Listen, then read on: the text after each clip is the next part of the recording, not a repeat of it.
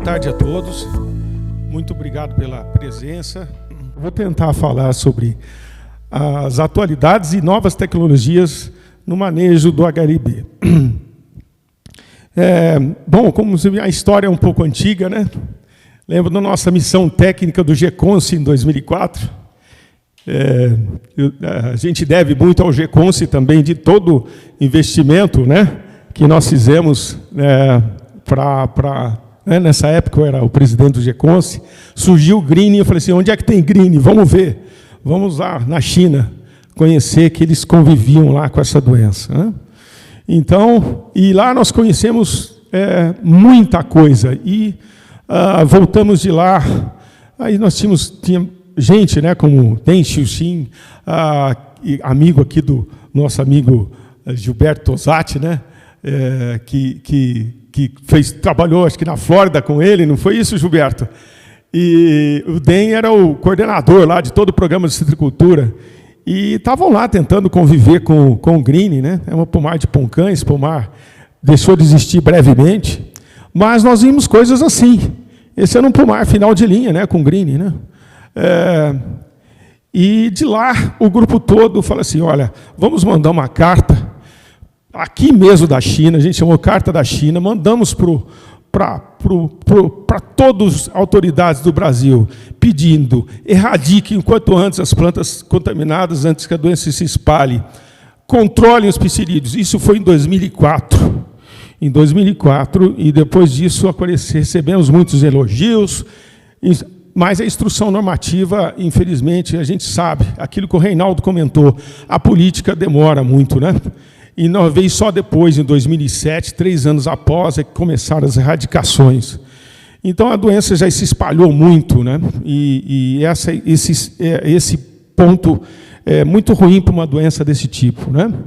Muitos produtores tiveram providências, né? Fizeram coisas importantes, mas não é fácil, depois que a doença espalha, né? E aí nós começamos o manejo, né, dos psilídeos, né?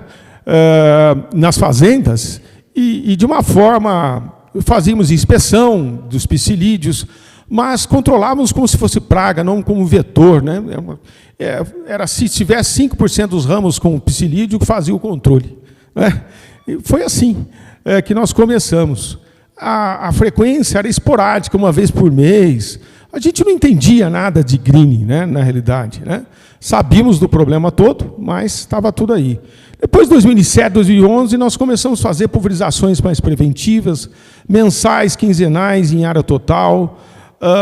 A erradicação passou a ser pública, obrigatória, né, de todo mundo, né, a erradicação. E depois disso, paramos de erradicar. E a doença deu um salto, né, e nessa época, né, e cresceu muito por causa da falta de erradicação, e a velocidade natural, né, vai aumentando inóculo, aumentando, e você tem uma perda. Bom, depois a erradicação passou a ser obrigatória apenas pelos produtores, e isso depende de aspectos econômicos, estruturais.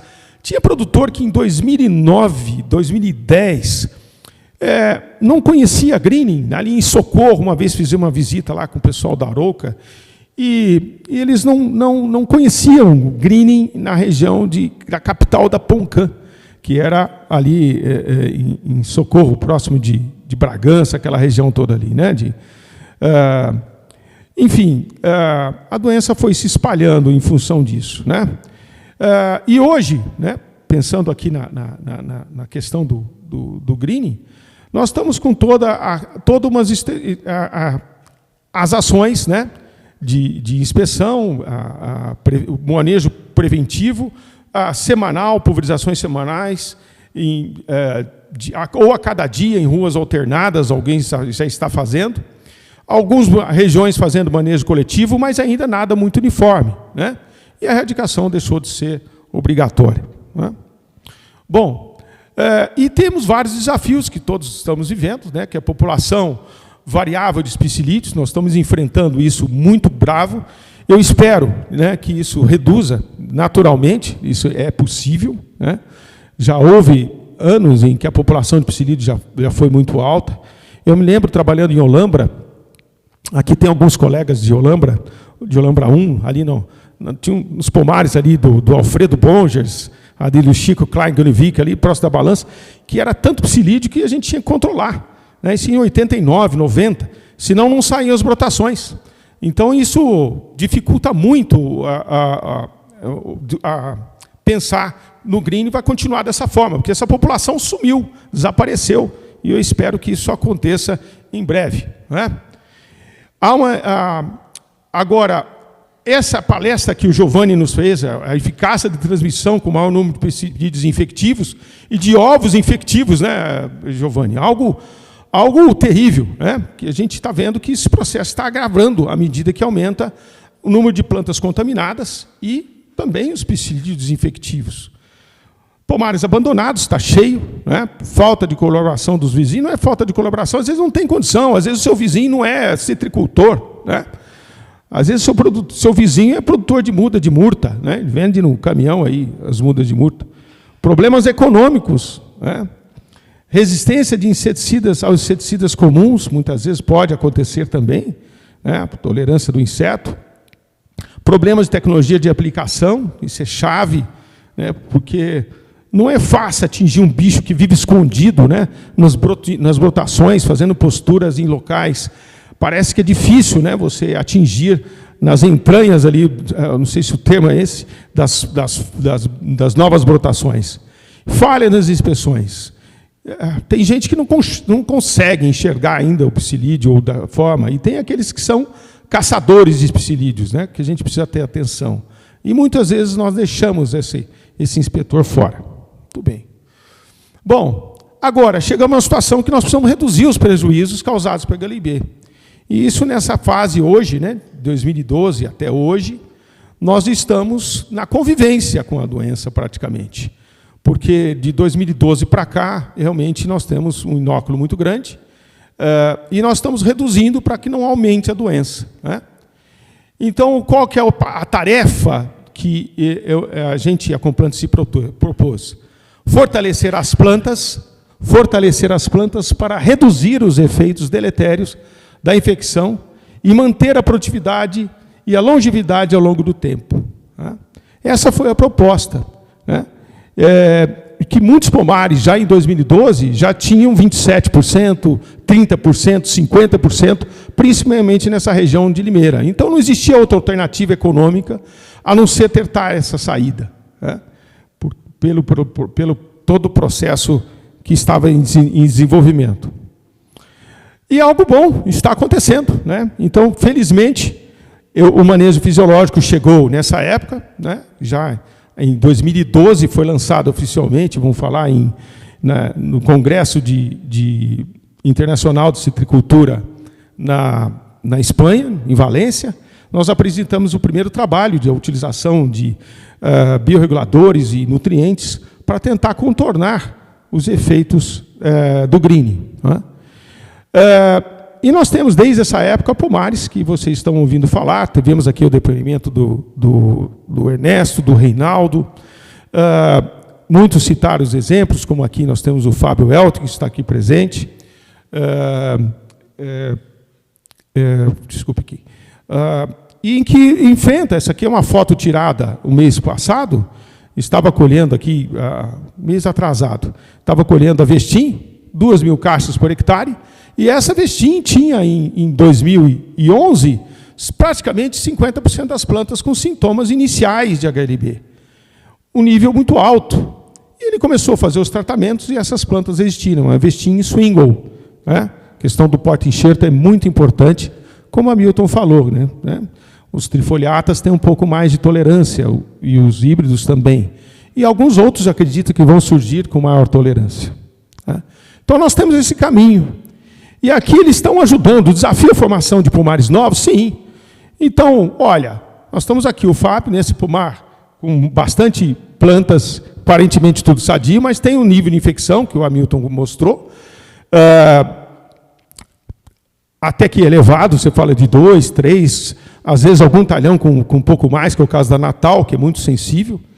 E aqui ao lado, se eu estiver mentindo, você fala, viu, Fábio? Próximo aqui, nós temos pomares praticamente 100% velhos, praticamente, não vou dizer abandonados, né? Mas pomares que estão sem manejo ao lado. E esse pomar todo foi formado. Essa é uma propriedade, não é muito grande, né? É uma propriedade significativa. Hoje, o total da fazenda, Fábio, quantos hectares tem lá? Tá. Ok. Então, uma propriedade de 80 hectares, né, cercada de citros contaminados, está em desenvolvimento. Né? Está com 3 para 4 anos de idade e está com essa produção. Né? E ele tem problemas, né, de greening, efetivamente. Mas as plantas estão sobrevivendo de alguma forma e estão enfrentando, ou de alguma forma estão atrasando o desenvolvimento dos sintomas. E mesmo aquelas plantas que têm algum sintoma, aqui tem uma, ó, bem na cara aqui, ó. O fruto está grande, a folha está grande, ela está, de alguma forma, ainda se mantendo adequadamente. Vamos tratando. Foi isso que foi feito no passado, tratando constantemente, né? Porque essa é a essência do processo. Tem muito nutriente que falta, que a planta não absorve, que é imóvel na planta. Você tem que aplicar com frequência. Né? Zinco, a bactéria, a colônia de bactéria adora zinco. Há um processo do zinco, às vezes você faz análise, está na folha, mas ele não está ativo na planta. Ele está mais na colônia. E o que acontece? Você tem que aplicar com uma certa frequência, porque é um nutriente mais imóvel. Tá? E quando a gente fala de outras... eu quero entrar um pouquinho mais nesse assunto para simplesmente fecharmos de vez o que é a fisiologia desse negócio. Tá? O que é efetivamente o manejo fisiológico do greening? Por que eu chamei de fisiológico desde entanto? E eu vou dizer para vocês, em 2009, nós visitamos a Estação Experimental de Nindicove, começaram a falar de manejo nutricional, que era o que Moriboy fazia, e foi comentado numa reunião. Eu acho que Gilberto estava presente também, Reinaldo, todo o grupo de consultores estava presente. E eu comentei com eles, olha, o manejo nutricional ele não pode se falar, ele está usando indutores de resistência. Ele está usando indutores de resistência, não pode ser.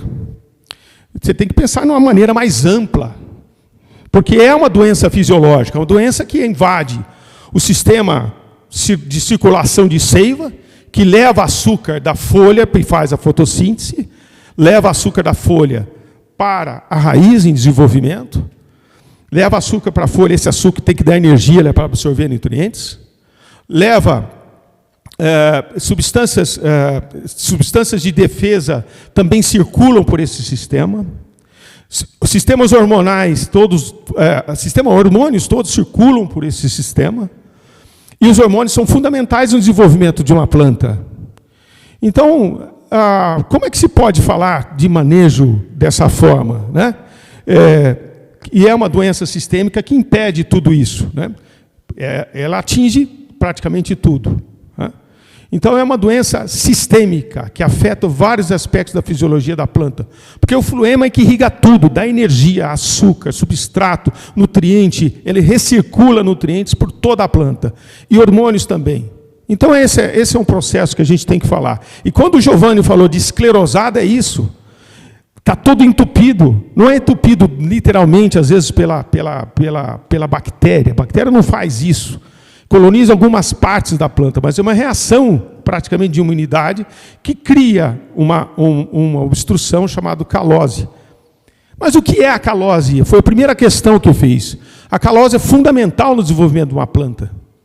Sem calose, a planta não se desenvolveria, para vocês terem uma ideia. Ela faz parte do ciclo das plantas e ela quando a gente fala em calose, que é essa substância que se cria, ela está envolvida na placa, na formação do floema todinho, é preciso ter calose, porque existe a celulose, que forma as paredes de celulose, existe uma derivação de celulose, que é chamada calose, que é praticamente a mesma coisa, só que a ligação dos açúcares que ocorre é por um radical diferente. A celulose é beta-1,4-glicose, e a calose é beta-1,3. E ela é importante para todos os processos de ciclo da natureza, quando, por exemplo, se ocorre um frio, uma seca muito grande, para a célula do floema não morrer, ela segura a quantidade de açúcar que tem ali dentro. Isso ocorre no cerrado, ocorre nas plantas de inverno, que evitam que essas plantas de inverno, a seiva se congele. E todo esse ciclo de calose na planta se renova.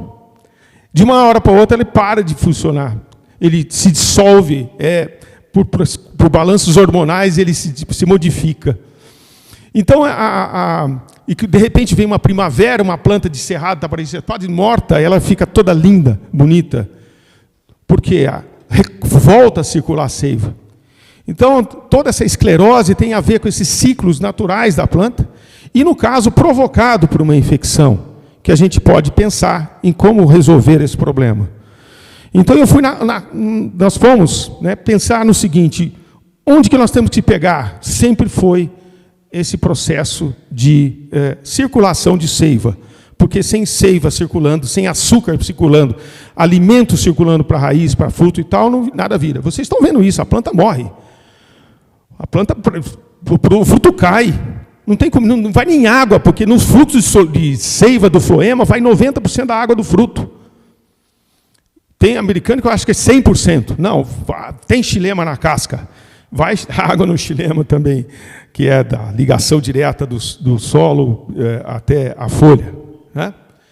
Então, nós temos que pensar, requer que eu maneje as ações, como é tudo integrado, ele afeta várias coisas, nós temos que pensar em ações integradas, para que elas se possam manter a produtividade. Isso é o MFG. Quais são os segredos desses produtos, então? Isso não é nutrição comum, que se está... Eu vou contar uma história aqui, que talvez alguns já conheçam. Meriste foi utilizado, está sendo a coqueluche agora do momento para seringueira, para recuperar painéis de seringueira. E está dobrando a produção de látex. Então, é o famoso verdinho na avicultura. Marquinho, o cara passa num painel seco de Hevea brasiliensis e está recuperando um painel. Então,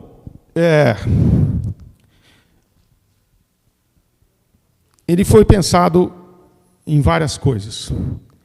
Então, eles agem de forma múltipla, integrada na nutrição, defesa e regulação das plantas para melhorar as condições de vida das plantas. Ok? E vamos falar desses componentes. Óbvio que a nutrição mineral é fantástica. Nutrição mineral, a partir da planta com saúde, nós com saúde, bem alimentados, a gente produz de tudo, substância de defesa, a gente produz de um monte de coisas para a nossa sobrevivência, para o nosso desenvolvimento. Então, a nutrição mineral ela é fundamental. E a doença, realmente, esse é um dos componentes aí do Meriste, do Domini, Meridon. Aqui nós fizemos para facilitar a vida de todo mundo, e tentamos fazer a fusão de Meriste e Domini para Meridon. Fizemos. Qual é a diferença? Tem um pouco menos de boro. Eu chamo a atenção, tem um pouco menos de boro. Tem boro? Tem, mas tem um pouco menos. Por quê? Senão não daria compatibilidade. Mas está aí desenvolvido, facilitando. E o boro é barato. Use ácido bórico, complemento, está ótimo. Dá para fazer alguma coisa nesse sentido. E a questão de pH, alguns ajustes, muitas vezes nós preferimos formar isso aqui, formares novos, com Meriste e Domini. Bom, aqui vamos falar de boro, então. Por que o boro é fundamental? Aqui. Nós estamos falando de formação de tecidos, Estamos falando de formação de tecidos condutores de seiva. Então a gente sabe que na planta sempre floema e xilema estão andando juntos. Aqui é uma planta bem normal, que tem, aqui nós temos uma região de células que estão se diferenciando, formando o floema para o lado de fora, para o lado da casca, e aqui o xilema para o lado de dentro, para o lado do tronco. Bem ali na superfície, isso daqui não passa de 1 centímetro, no tronco ali que está fazendo, no ramo, ou na própria folha. E ali você tem xilema e floema, de uma planta bem nutrida, desde o seu início. Então, agora veja o que acontece, isso aqui está no livro do Einstein. Isso aqui foi citado por ele, Pissarek, em 1980. Tá? Olha o que acontece com um sistema radicular carente de boro. Olha aí, olha isso aqui, eu vou botar junto. É uma mancha isso aqui, tudo normalmente conformado. Como é que você quer que essa planta se desenvolva adequadamente? E a formação de parede celular, tudo isso. Pode ser que isso aqui fica tudo mole, fica fácil, não precisa de enfiar o estilete ali dentro, Deus viu, Giovanni? Então isso aqui é novidade. E me parece que o Dr. Dirceu, ali do Instituto Agronômico, também fez um trabalho e encontrou a mesma imagem para a citricultura. Tá? Agora, quando a gente fala em raiz, gente, isso nós estudamos foi até um projeto de doutorado da Verônica Doves, eu participei, na época eu já tinha terminado minha pós-graduação, e ela fez um balanço de carbono, de quanto de açúcar que vai para o sistema radicular. Chega a 60% do açúcar vai para o sistema radicular de uma planta em formação. 60%. Mas por que isso? A planta está crescendo, está querendo explorar o solo, água, nutrientes, ela está em plano de desenvolvimento, tem sobra de luz, ela precisa jogar tudo para o sistema radicular, ou uma boa parte, 60% do açúcar produzido pela fotossíntese vai para as raízes. E as raízes elas têm que ser fininhas, porque senão ela não absorve água, não absorve nutriente. Então ela tem que estar se renovando, porque se ela engrossou um pouquinho, ficou velha, engrossou, ela tem que ser trocada. E o sistema radicular dos citros é renovado a cada 9 meses. Você tem 100% de renovação das radicelas. Vão ficando aquelas raízes grossas ali. Agora vocês imaginem isso numa planta, numa dinâmica com greening, que desce a bactéria direto para o sistema radicular. Entra lá, porque é uma circulação de 1 metro por hora, né? Bate a bactéria, o psilídeo fura ali o broto, entra a bactéria pelo floema, e como existe um fluxo também que vai para a raiz, ele pega a carona e vai. Demora alguns dias para chegar na raiz, dependendo do tamanho da planta. Se a planta for pequenininha, rapidinho, porque é 1 metro por hora. Mas uma planta grande pode ser que ela demore muito, porque ela vai circulando pela planta. Isso foi apresentado no Congresso de Green há pouco tempo atrás, o último deles, na Califórnia. Como que circula. Uma palestra que teve de noite lá de um camarada. Né? Então, isso aqui mostra, olha a redução do sistema radicular antes de apresentar sintomas de plantas assintomáticas. Então, se reduziu de 30% a 50% das raízes, está reduzindo uma boa parte do sistema vascular, da absorção. E isso aqui vai levar a sintomas, a planta perder sua capacidade de renovação dos tecidos, perder a capacidade, e a doença vai avançando, até que ela tenha sintomas, e ela vai perder 70%, 80% da raiz. Então, é aqui que eu tenho que começar meus tratamentos. E não é a hora que o pomar está numa situação terrível, porque aqui eu tenho que manter a saúde da planta com boa nutrição desde esse momento. Isso é fundamental. Tá?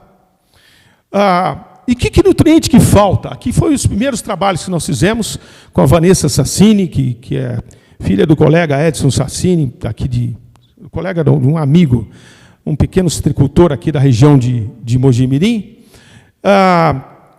E a Vanessa Sassini foi uma pessoa brilhante que trabalhou muito bem em todo o que está faltando em todos os órgãos da planta. E aqui é a flor. As flores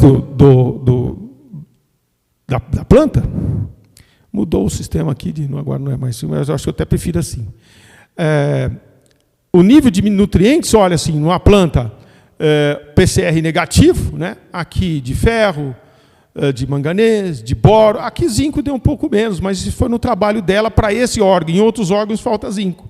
Né? Aqui nós temos aqui cobre, até cobre falta, gente. Né? Então você observa que nas flores começam a faltar uma série de nutrientes. Olha o boro aqui. Por quê? Perde raiz, o boro um dos primeiros nutrientes que a gente observou também foi o fluxo de seiva. E os primeiros nutrientes que faltam, cálcio e boro. Porque a planta reduz a transpiração. Ela perde raiz.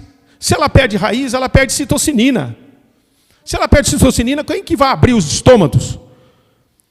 Porque é um mecanismo extremamente conhecido do papel dos estômatos e do cálcio também, né? Nos processos de funcionamento dos estômatos. Então, a planta reduz a transpiração, reduz o fluxo de cálcio e tudo. Então, junto com merisco e domínio, nós temos que ter cálcio também, foliar. É pouco? É, mas eu ponho todo mês.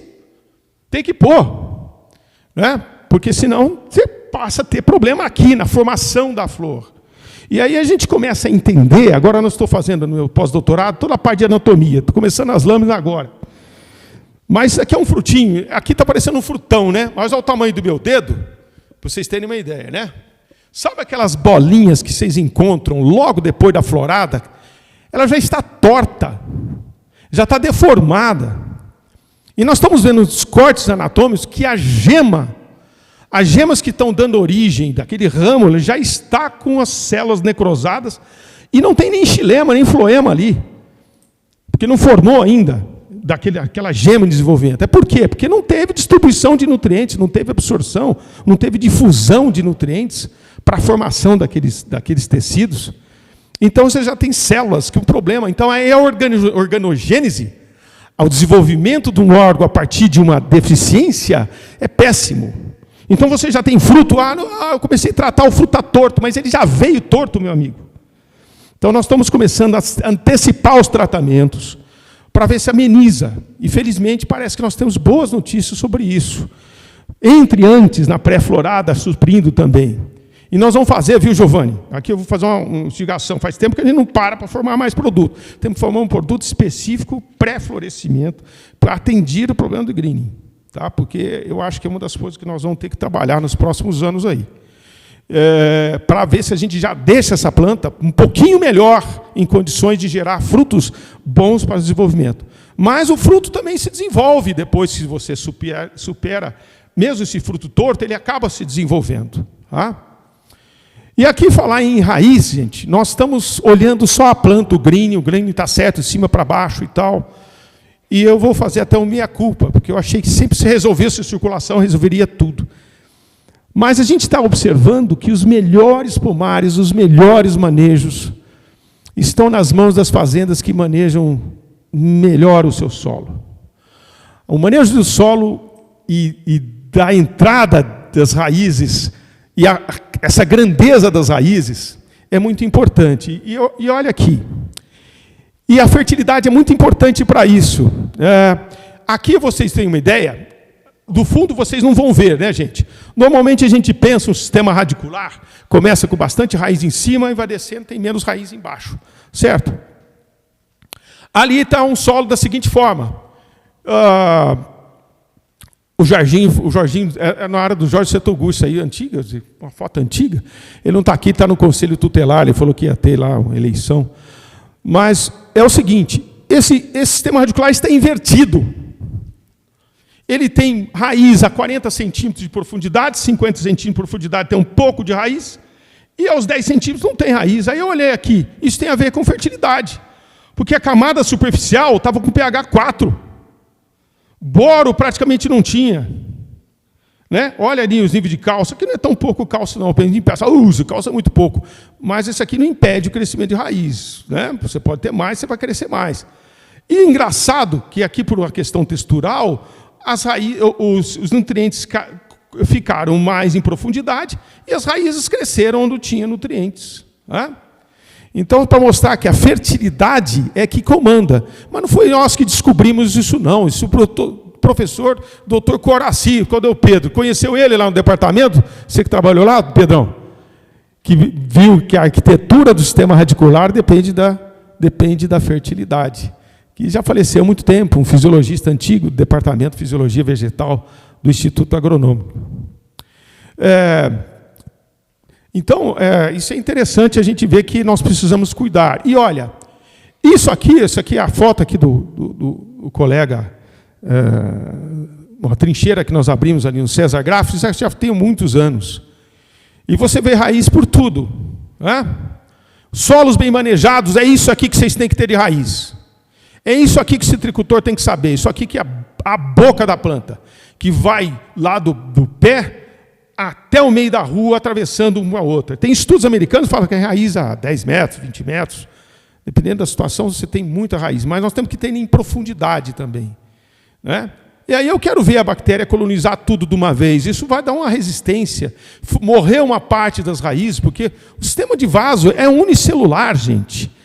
Você imaginar que a bactéria vai entrar aqui e colonizar tudo de uma vez, vai ser difícil. Mas, olha isso aqui. O que nós estamos fazendo com esse manejo semanal de pulverização de inseticida nos nossos pomares?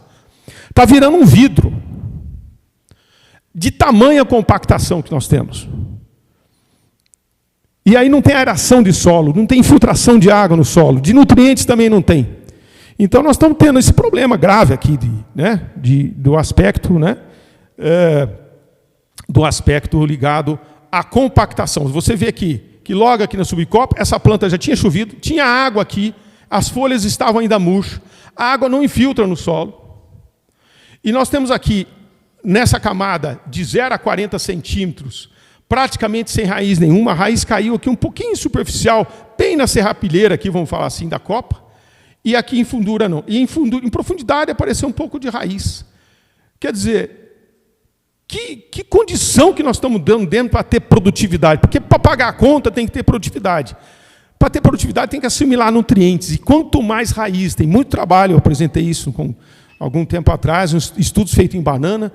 Produtividade e quantidade de raízes é proporcional, é diretamente proporcional. Então nós temos que pensar justamente sobre isso. E isso aqui, ó, suas trincheiras, olha isso aqui. Olha a condição de vidro que formou aqui. Né? Oh, mas subsolar vai cortar a raiz. Aqui você não corta uma raiz. Você pode meter o subsolador aqui, você não vai ver você vai ver uma outra, ela não vai cortar nada. Você vai fofar a terra. Você vai cuidar da terra, aí você vai ter que adicionar matéria orgânica, cuidar da vida do solo, né? Como o Reinaldo conversando com o vetor, nós temos que cuidar de tudo agora. Tem que ser agrônomo pra caceta para fazer isso agora, né? Para resolver esse problema. Né? E aí, olha, aqui eu fiz a questão de convidar a Regina Warkwort, da empresa, desculpe o nome da sua empresa, Regina. Ah, sim. Eu não ouvi direito, mas tudo bem. Mas Anahata, ok. Uma empresa que trabalha com recursos humanos. A Regina trabalhou comigo no Instituto Agronômico em 94, 96, aproximadamente. Ela me ajudou muito no meu mestrado, com porta-enxertos, tolerância à seca, não sei se você lembra disso. Nossa, você carregava aqueles vasos pesados, a gente sofria um pouco naquele calor de estufa, né? E ela é a maior especialista em drone do Brasil hoje, né? Ela tem uma especialidade muito grande, tem feito um controle experimental, aliás, em várias culturas, trabalhou com o bicudo do algodoeiro, resolveu, vamos falar assim, né? Os problemas com os drones em pulverizações ou pulverizações aéreas com baixo volume oleoso, deram um outro alento à cultura do algodoeiro, né? E eu acho que nós temos que pensar, olha, se existe essa tecnologia que economiza 10 tratores, né? Economia mesmo, que faz uma pulverização rápida, ela estava comentando sobre isso, né? E com uma eficiência muito superior, porque você não põe água, né? Você põe praticamente, né, sem diluir o produto. Porque no tanque a gente põe um malachon, né, com uma paulada. Tem gente achando um malachon fraco ainda, né? Malachon, uma paulada, você dilui ele 1000 vezes no tanque. Põe 2 litros para, né, dilui ele 1000 vezes. Agora, se você botar com um pouquinho de óleo, 2 litros de óleo, ou 1 litro de óleo, um pouquinho de água, e ele vai puro. Uma gota tão fina que o drone empurra ele para o meio da planta. Não sei como é que faz isso, Regina. E parece que dá o controle. Pelo menos eu vi que pulgão nessa área aqui, não vi um pulgão na área. Estava cheio, porque agora foi semana passada. E essas brotações no meio da seca enche de pulgão. Mas não sobrou um pulgão com esse equipamento aqui. Né? Eu estou pensando porque nós temos que controlar o psilídeo, não tem outra forma. Ele está sempre reinoculando. E fazendo dano direto, né? Nessas populações altas, eles começam a fazer dano direto. E por que ele faz o dano direto? Ele gera calose imediatamente, não sei se você sabia. Você que é químico, porque a calose ela tem a ver com injúria. Para salvar extravasamento de seiva, o floema tem uma pressão interna. Alguém já colheu manga do pé aqui? Não. Já colheu aquela manga gostosa do pé que você pega assim, pá, espirra na camisa até, né? Às vezes, né? Molha, porque aquilo está sob pressão. Essa pressão é mais ou menos 40 libras. Então, quando você já viu pressão de floema, quando a água entra no fruto depois de uma seca, e aquela diferença de potencial que é exercida, inclusive, pelo o fruto muito murcho, está cheio de açúcar, entra a água muito rapidamente dentro dele, estoura o fruto. Todo mundo já viu o fruto rachar depois de uma seca, uma chuva? Agora você pega um frutinho, pega pelo cabinho e assopra para vocês verem que se vocês vão estourar algum fruto. Não, é pressão hídrica mesmo. Pressão gerada no floema, porque é o floema que leva essa água. O xilema está na tensão, é o contrário, é negativo. O floema é positivo. Então, quando o psilídeo fura, entra a água, entra com açúcar, 20% de açúcar. Entra e até sai por trás, né? O Ronidil, por causa da pressão. Só que quando faz essa pressão, desarranja todo o floema, porque é uma perda de pressão muito rápida, e a planta automaticamente começa a gerar calose naquela região para tampar extravasamento de seiva. Então é interessante que esse processo também leva a uma disfunção foliar, do desenvolvimento daquele tecido. Então o psilídeo não é só por causa do psilídeo, é a principal transmissão. Mas eu lembro que não saía brotações novas em altas infestações. Então o psilídeo é um inseto, uma praga que precisa ser controlada, né? Felizmente tem controle biológico, tem tudo aí que temos que nós estamos aprendendo no controle sem causar desequilíbrio. Mas pensando em nutrição, o que é então isto? Uma nutrição especial? Porque ela pensa no que está faltando, foi medido o que está faltando na flor, o que está faltando no fruto, foi desenvolvido depois, né, a tese foi dividida em 2013, foi aperfeiçoado os tratamentos, em tudo isso. Mas, pensando em solo, em raiz, em tudo isso, a gente tem que imaginar, né, esses processos. Em falar em outras novidades sobre nutrição, aí isso que eu quero comentar com vocês. Solos corrigidos, com bastante raiz, né, que é aquele caso daqueles pomares. Nós estamos tendo formação de pomares. Esse daqui foi formado dentro do NFG, aqui em Mogi Guaçu. Nenhuma fazenda em volta resistiu. Foi quase todo mundo embora, os sítios embora. E ficou aqui áreas produzindo 1.000, 2.000 caixas por hectare. Agora, a gente falou em sobrevivência de raiz. Quando a bactéria desce para a raiz, normalmente uma planta subnutrida, o tempo de vida dessa raiz diminui substancialmente, indo para 90 dias. Então, esse é um trabalho desenvolvido na Flórida. Qual seria a maneira de eu prolongar a vida das raízes mesmo que elas estejam infectadas em plantas doentes? Aqui ele não mediu a concentração em função dos tratamentos.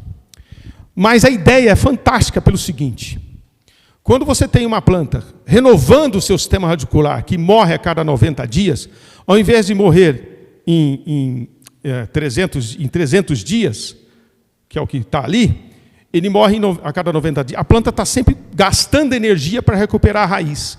Esse gasto de energia depaupera a planta mais rapidamente. Então, se ela estiver doente, mas não tiver com a raiz em ordem, por mais tempo, ela vai se depauperar menos, porque a raiz puxa a energia da planta na sua renovação. É um dreno de açúcares. A raiz, para crescer, para formar celulose, aquela cabeleira, gasta açúcares, para formar celulose e tudo mais. E aqui o trabalho desse camarada, que é da turma ali não é Alan Morris? Não visitamos lá, eu esqueci o nome dele. Lá da Universidade da Flórida, fica em Immokalee. Deve ter sido um orientado. Eu tenho as cópias desse trabalho. Ele é o seguinte. O Bob Rose é da mesma equipe, mas ele não é, não. É aquele aquele brancão quieto que fala sobre fertirrigação. Não é Alan Morris? Não é Alan Morris. Esqueci o nome lá. Mas daqui a pouco vem. Mas isso aqui é da equipe dele. O que ele fez? Ele fez aqui um fornecimento, tratamento seguinte. Isso aqui é o tempo, é uma probabilidade de sobrevivência de raiz em planta de cítrus com HLB. Probabilidade. Tá? Então, um estudo em que ele fez, ele colocou... eles colocaram... Tem a planta, e eles colocam uns tubos de PVC transparentes, enfiam, e colocam um scanner, que eles vão medindo a quantidade de raiz que tem, a profundidade, aliás, quanto que é criado de raiz, é um programa com um scanner de raízes. Fantástico. Acho que a doutora Regina comprou um. Regina, aqui do Instituto Agronômico. E eu não sei se ela está praticando o processo. Seria interessantíssimo isso para nós, ter o pessoal envolvido com pesquisa em fisiologia de plantas com HLB. E aqui o que ele viu? Que plantas bem nutridas com dose cheia de cálcio, e eu achei estranho aquilo, porque na Flórida as adubações são meio estranhas, eu não sei se vocês concordam comigo. Lá eles estavam acostumados a jogar naquela areia água e metiam umas comidas lá e boa, né? Cálcio estava sobrando. Então ele fez aqui uma aplicação de 40 quilos de cálcio solúvel, dose cheia de magnésio, mais ou menos parecido, cálcio e magnésio, e a dose cheia de 45 kg por hectare de cálcio. E ele observou o seguinte, que as raízes que recebiam cálcio, que é o tratamento 1 é testemunha, morria em 90 dias, 100 dias. Probabilidade de morrer as raízes. Tá? E a probabilidade das raízes, quando eram bem supridas com cálcio, é muito maior. Ou em magnésio também. E se fosse tratado, aqui no caso o tratamento 3, cálcio e magnésio, né, você tem uma raiz muito sobrevivente, né? Ao longo do tempo. Isso aqui, o primeiro é Cleópatra, e Swingle também respondeu, né? Você vê que a raiz de Swingle sobrevive um pouco mais na testemunha, né? Observem aqui.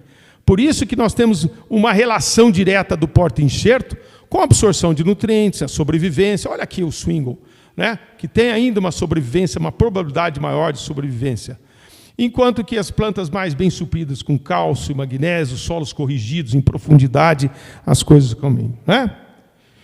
E também a sequência desse trabalho fala de micronutrientes, que você precisa dar doses moderadas. Por isso que é importante ter todos os micronutrientes disponíveis. Esse aqui é um trabalho que eu fiz há muitos anos atrás. A Complant estava lançando com micros fértil-solo para fertirrigação, um quelato. E nós temos aqui área sem fertirrigação.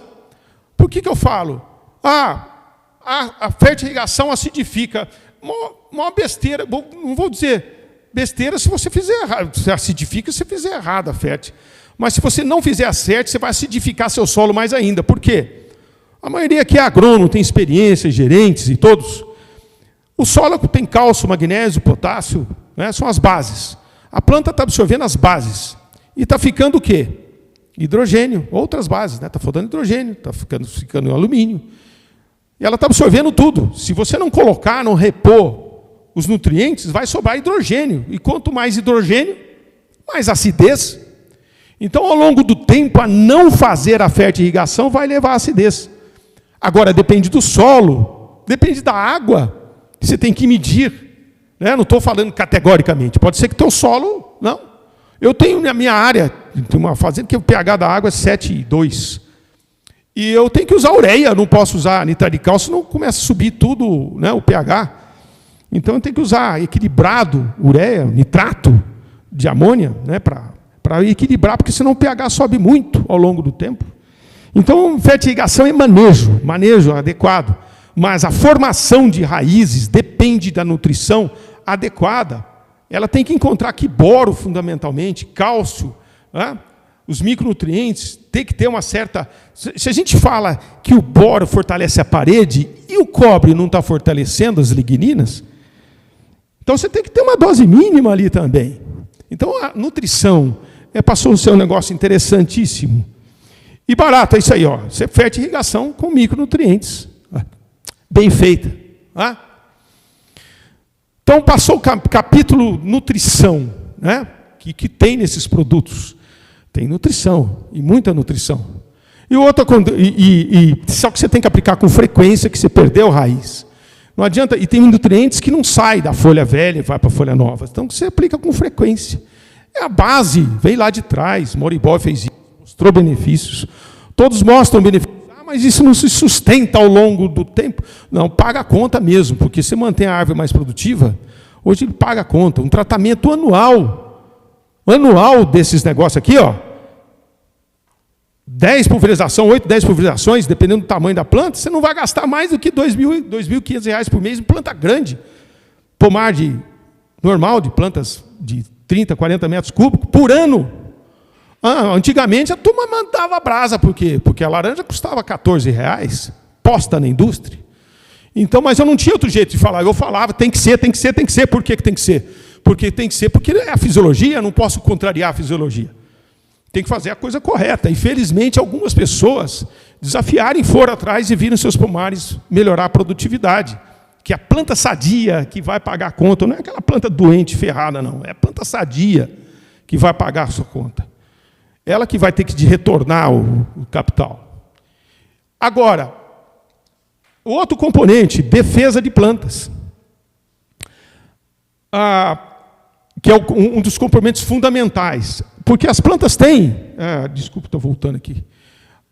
Esse componente de defesa natural dos produtos, por que foi pensado nisso? Olha... Veja essa frase aqui, escrita por Da Graça, dos australianos, aqui, pessoal que já de laboratório, de muito tempo, pesquisa, muitos anos com green. Ao longo do período variável de incubação para o desenvolvimento dos sintomas de HLB, de até 6 anos para a planta desenvolver o HLB.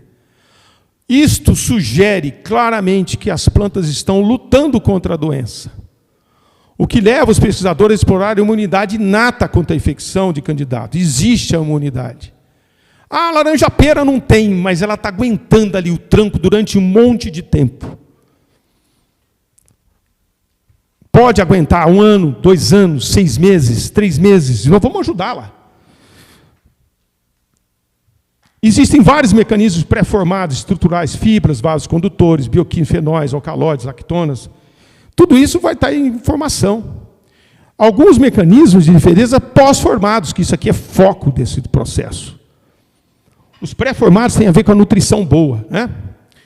E, no caso, esses pós-formados, que são fitolexinas e tal, podem matar o patógeno, podem ajudar. Algumas plantas são privilegiadas, que são resistentes, estão sendo descobertas, que produzem peptídeos.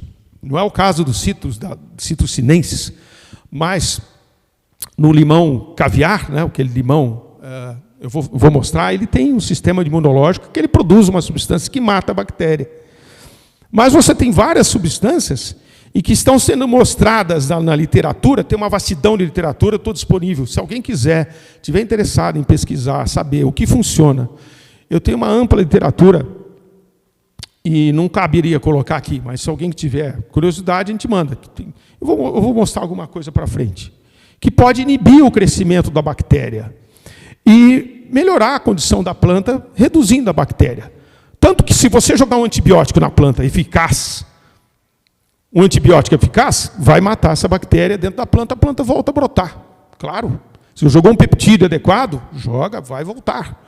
Nós temos esperança nisso? Vamos, mas temos que saber como aplicar esse negócio. Por enquanto, ninguém sabe ainda direito. Estão matando o tronco. Estão jogando antibiótico no tronco e estão matando. Tem trabalho que saiu em 2023. Estão prejudicando as plantas muitas vezes. E existe o tal dos efetores. O que são os efetores? Substâncias diversas que podem atuar na indução de respostas de defesa à bactéria do HLB. São substâncias que vão inibir se você joga, a planta reage, produz uma substância que inibe a bactéria. Mas não inibe tudo, Camilo, isso é ilusão, para um pouquinho.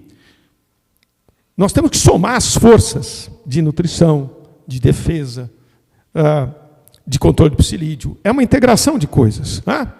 E tem substâncias que estão inibindo totalmente, vocês vão ver. A visão científica moderna do manejo de HLB, pesquisas recentes, isso aqui, olha, Da Graça, australiano, pesquisas recentes indicam a relação entre sítios e agentes causadores de HLB é moldada por múltiplos elementos, nas quais as respostas de defesa podem ter papel importante. Então, e hoje, não é só um mecanismo de defesa. Vou jogar só um fosfito. É bom o suficiente já. Não, hoje então, nós estamos vendo que às vezes você joga um indutor de diferença que dá respostas diferentes. Então, nós estamos associando coisas diferentes para ver se essas plantas têm mecanismos diferentes em que a bactéria começa a ser inibida. Então, existem agentes indutores, a microbioma, que são aqueles micro-organismos fantásticos que nós estamos descobrindo hoje, que estão ajudando ao antagonismo da bactéria, né? estimular o sistema natural de defesa por esses indutores e também pelo microbioma também ajuda nesse processo. Além de você ter isso aqui vivo e produzindo substância, ele pode também ativar aqui e produzir substâncias de imunidade. Então, essa é a visão aqui dos últimos trabalhos de Yang e Onkona em 2022. Tá? E aqui, olha, gente, tudo que já foi testado, não é tudo. Isso aqui não dá 10% que já foi testado. Ácido salicílico, eu lembro de um trabalho feito há muito tempo atrás nos fundecitos, na Unicamp, deu resultado, mas não é suficiente, mas deu resultado, algum positivo. O acil benzilar, que é o Bion, está aí. Ácido oxálico, aqui deve ser fosfito de potássio. BABA, que é beta-aminobutírico, 2,1,3-benzotiazolônico. Olha, tanta substância, até ácido ascórbico. Olha o bracinosteroide aqui, ó. Está relacionado à defesa, mas está relacionado ao funcionamento de auxinas. É um hormônio que trabalha em conjunto, isso está aí na literatura. Né? Várias substâncias que estão aqui. Né? E isso ajuda nos processos de defesa. Aqui é um trabalho que eu peguei, até acho que foi ontem, eu achei, vou botar isso aqui. É um trabalho que compara ácido salicílico com azospirillum brasiliense, quitosana e sem indutor ao longo do tempo de tratamento, pós-tratamento. E observou que ele fez o pós-tratamento aqui, tudo igual, no primeiro mês, segundo mês. No terceiro mês, onde tinha feito o tratamento, olha aqui, ó, olha o desenvolvimento da doença, foi muito menor. Como que isso não funciona, pô? Lógico que está funcionando. Não é efetivo, mas não custa nada, pô. Não custa nada isso aqui. Então vamos colocar para ajudar. Né? Micro-organismos endofíticos, olha aqui, está surgindo um troço que eu estou doido para encontrar um chinês. Eu acho que, Giovanni, vamos ter que ir lá na China, viu? Esse indígena aqui, Bacillus subtilis L121, isolado de uma árvore, é mais eficaz, ele produz um peptídeo, ele entra dentro da planta, vive lá, dentro da bactéria. Eu tenho um trabalho, mostro para vocês, eu já li 3 vezes.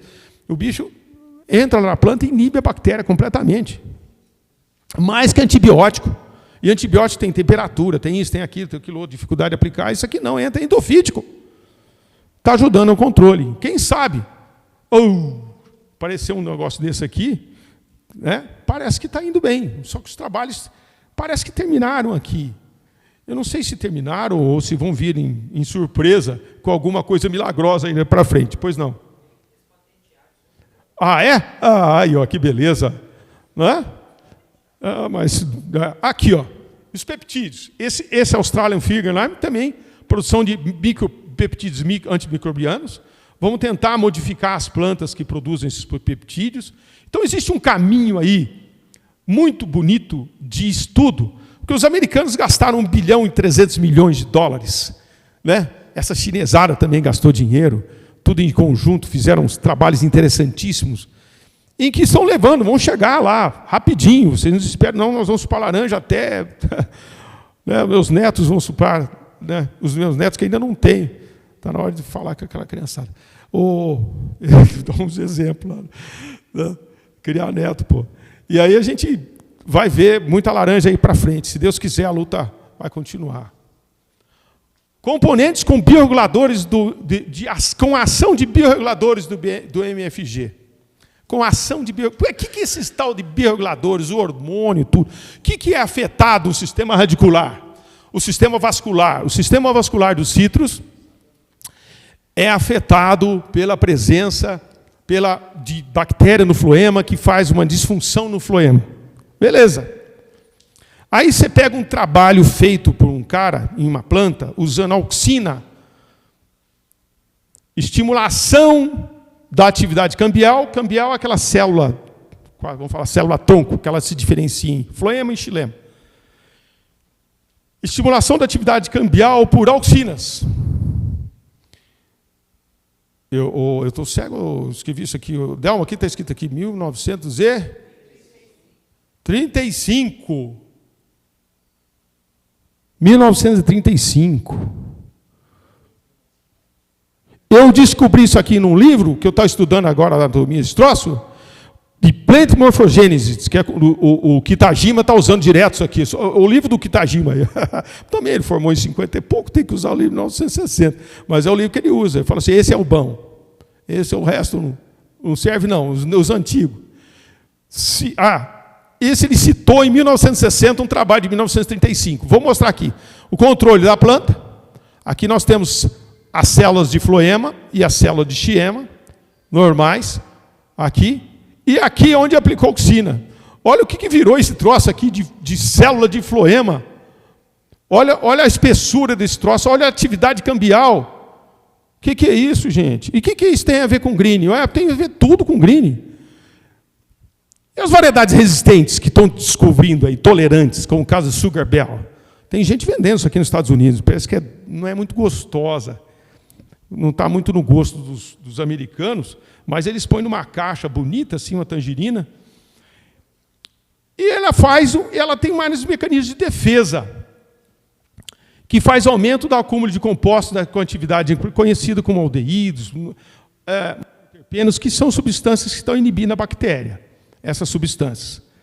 Mas ela faz isso aqui principalmente, aumenta o acúmulo de hormônios vegetais, responsáveis pelo crescimento das plantas e regeneração do floema. E o limão siciliano? A mesma coisa. Aqui está o Luiz Aurélio, então o Tiago está aqui, mostrando que a gente vai tratando as plantas lá, elas vão indo bem. Tem o green? Tem, mas a gente vai botando folhagem, estimulando, ela vai embora, vai crescendo. Por quê? Ela tem um mecanismo de tolerância. Por que ela faz isso? Porque ela renova rapidamente o floema afetado. E essa renovação do floema foi estudada mais ainda. As análises indicaram que a biossíntese de hormônios vegetais foram regulados positivamente no grupo tolerante, que são os limões e as limas. Limões e essa Sugar Bell.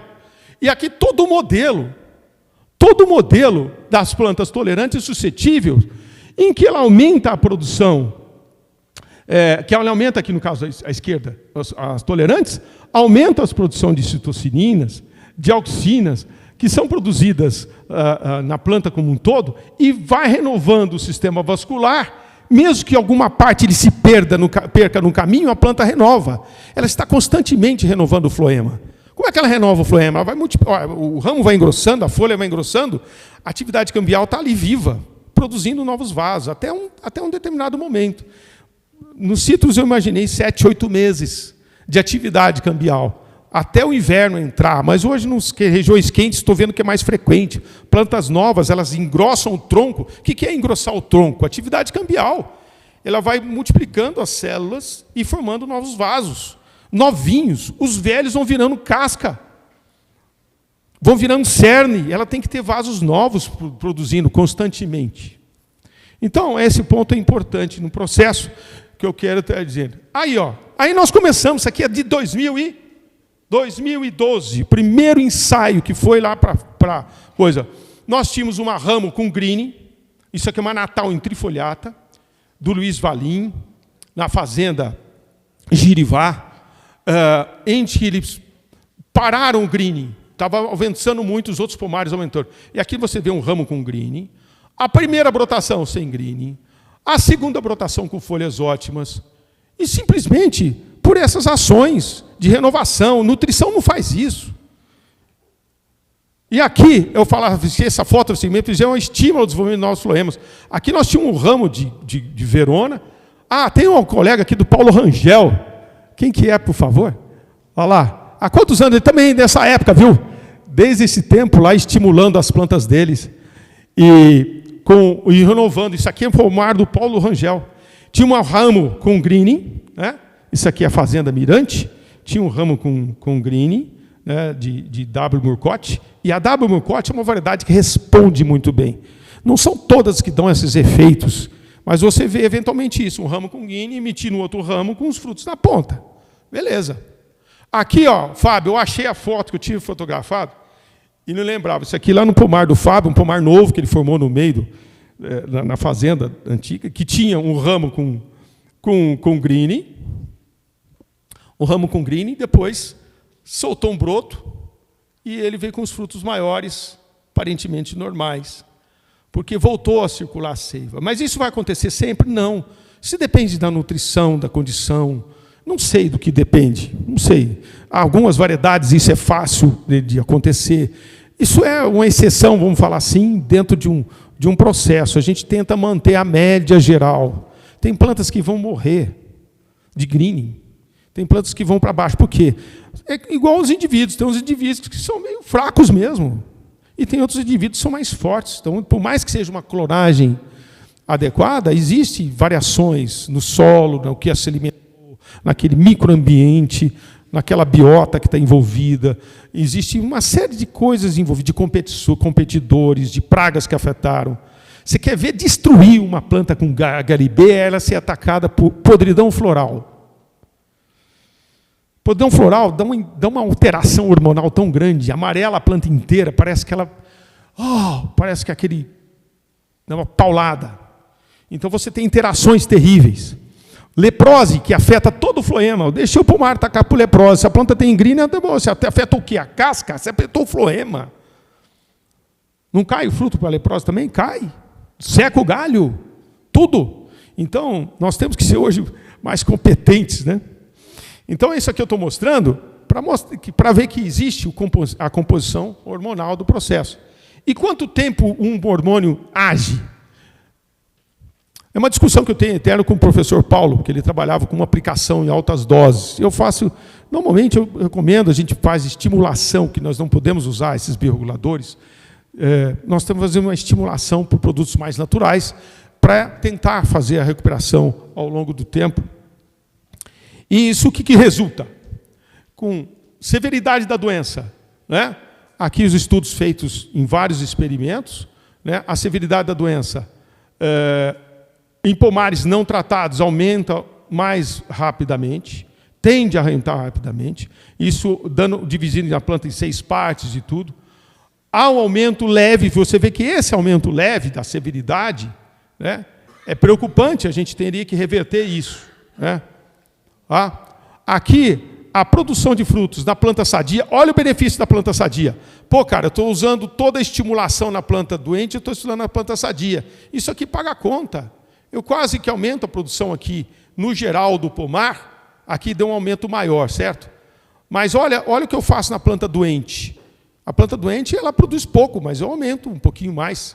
Mas essa aqui eu teria que substituir, manter o pomar sadio, pelo amor de Deus, né? Vamos tentar fazer outra coisa com uma planta que vai produzir 20 quilos. Uma planta que tenha produzido 50 quilos está ótimo, né? Dependendo da idade, se é planta nova, né? Diâmetro do fruto. Plantas sadias, eu respondo igual. Não tem um estímulo maior, né? Não tem diferença. Mas as plantas sadias, então eu tenho um fruto um pouco maior, mais bem desenvolvido, eu tenho a parte mais né, nesse processo. Queda de frutos, só um controle de queda de frutos. Vai cair fruto? Vai pra caramba. Se você produzir mais, vai cair muito fruto. Isso a gente tem que saber, porque não é milagre, porque tem a ver com aquela formação lá atrás, aquele ramo já arrebentado. Por isso, entre cedo no seu tratamento para tentar fazer isso. Resultados vocês têm de sobra aqui, de aumento de produtividade para as fazendas, a economia, fazenda macuco, né? Enquanto o Brasil vem diminuindo, aqui nós estamos aumentando numa outra fazenda, que está seguindo o manejo. Aqui mais uma imagem, né? Aqui a fazenda macuca do Marcelo, o Hamilton trabalha lá também, entendeu? Direto com o Marcelo, está formando pomares novos, né? Aqui o pessoal da Universidade da Flórida, né? O Simonetti, Steve Futt, o Ronito Ferrarese e o Hamilton, né? Redução da severidade, da queda de frutos, aumento do tamanho dos frutos, aumento da produtividade. E retorno, hoje está sendo um retorno vantajoso, né, do investimento. Ok? Agora, nós temos que controlar o psilídeo. Nós estamos vendo aí que o psilídeo está se multiplicando muito, os pomares estão adensados. Então, em termos de pesquisa nessa área, que é aquilo que o Giovanni comentou, quando a gente faz uma poda em árvores grandes, árvore de 5 metros, a gente poda ali 4,5 metros, 4 metros, e nós estamos vendo uma quantidade de brotação muito grande, que é um ninho para matar psilídeo, é a coisa mais difícil que tem. E muitas vezes essas podas têm sido mais frequentes. Essas podas têm sido feitas com muita intensidade. Às vezes o pessoal poda 2, 3 vezes por ano nessas árvores. E nós começamos a fazer um trabalho para que a gente faça com que essas brotações não continuem em crescimento contínuo, eles deixam como se fosse um amadurecimento. E ela para o crescimento.